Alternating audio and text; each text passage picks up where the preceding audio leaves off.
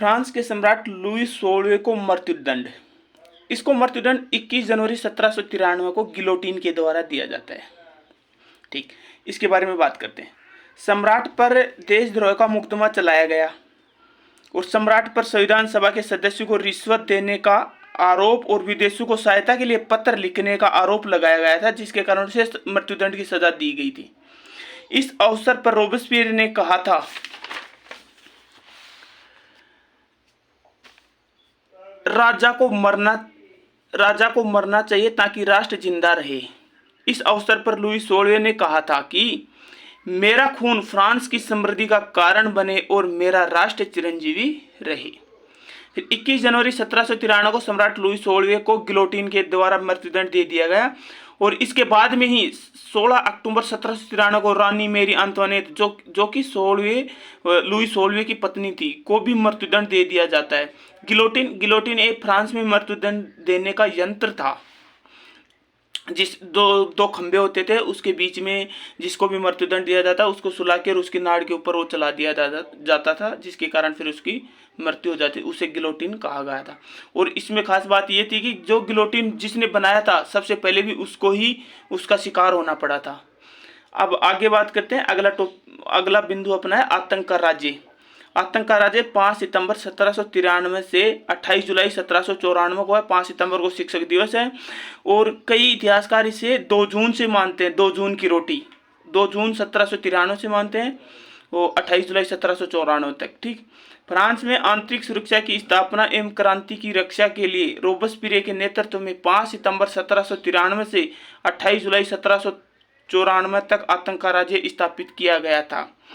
और कुछ इतिहासकार के अनुसार 2 जून 1793 से 28 जुलाई 1794 तक आतंक का राज्य मानते हैं। 5 सितंबर शिक्षक दिवस और 2 जून की रोटी। ठीक, ऐसे याद रह जाएगा ये।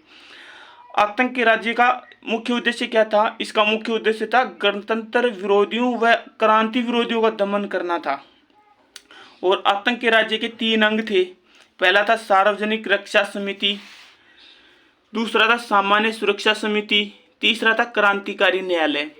और आतंक राज्य के संचालनकर्ता कौन कौन थे? तो इसमें सबसे मुख्य था रोबेस्पियर, दूसरा था दातो, तीसरा था मारा, चौथा था एबर हेबर्ट और पांचवा था कॉर्नोट और छठवा था सेंट जस्ट। और एक बात ये बता दूं इसमें कि फ्रांस की क्रांति का अलार्म किसे कहा जाता है? वो मिराबो को कहा जाता है, लेकिन ये आतंक के राज्य का संचालन करता नहीं था। 28 जुलाई 1794 को रोबेस्पियर को मृत्युदंड के साथ ही आतंक राज्य की समाप्ति मानी जाती है। इसकी मृत्युदंड के साथ ही आतंक राज्य की समाप्ति मानी जाती है। तो इससे यह मतलब रोबेस्पियर की मृत्यु, ये डेट अपने को याद रखनी है। मतलब डायरेक्ट ने पूछ के और आतंक राज्य की समाप्ति पूछी जा सकती है, तो अपने को ये डेट 28 जुलाई 1794 को याद रखना है। आतंक के राज्य की समाप्ति को फ्रांस के इतिहास में 9 थर्मोडेन प्रतिक्रिया कहा गया है। 9 थर्मोडेन प्रतिक्रिया किसे कहा गया है? आतंक के राज्य की समाप्ति को। आतंक के राज्य की समाप्ति को फ्रांस में 9 थर्मोडेन प्रतिक्रिया कहा जाता है। ठीक, रोबेस्पियर सदैव नैतिकता की बात करता था, इस कारण लोग उसे अभ्रष्टनीय कहते थे। और एक था दातो, जैकोबिन दल का मुख्य सदस्य था, जिसे साइक्लोपस मतलब एक नेत्री दैत्य कहा जाता है। एटलस विश्व का आश्चर्य कहा जाता है। टाइटन महादेव कहा जाता है और क्रांति का हरक्यूलस भी कहा जाता था। और इसका प्रमुख कथन था साहस और अधिक साहस। और दूसरा कथन था मेरे नाम की सत्ता को सर्वथा नष्ट कर दो यदि उससे फ्रांस का भला होता है तो।